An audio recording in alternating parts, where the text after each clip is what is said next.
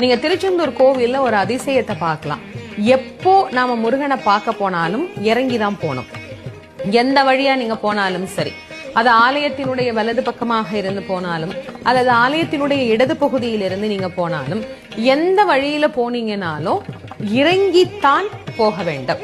முருகனை பார்த்து விட்டு திருப்பி வருகிற போது ஏறித்தான் வர வேண்டும். அது எந்த வழியில வந்தீங்கன்னாலும் சரி, திரும்ப அந்த வழியில ஏறிதான் வரணும். இப்படி ஒரு வித்தியாசமான கட்டிட அமைப்பு அந்த ஆலயத்துல மட்டும் உண்டு.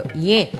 எவ்வளவு இரக்கத்தில் உள்ளவர்கள் இந்த சன்னதிக்கு வந்து சென்றாலும் அவர்களினுடைய வாழ்க்கை என்னுடைய தரிசனத்திற்கு பிறகு ஏறுமுகமாகத்தான் இருக்கும், இறங்கு முகம் அவர்கள் வாழ்வில் இருக்காது என்பதை மறைமுகமாக நமக்கு தெரிவிக்கக்கூடிய ஒரு அமைப்பாக அந்த ஆலயத்தினுடைய அமைப்பு விளங்குகிறது.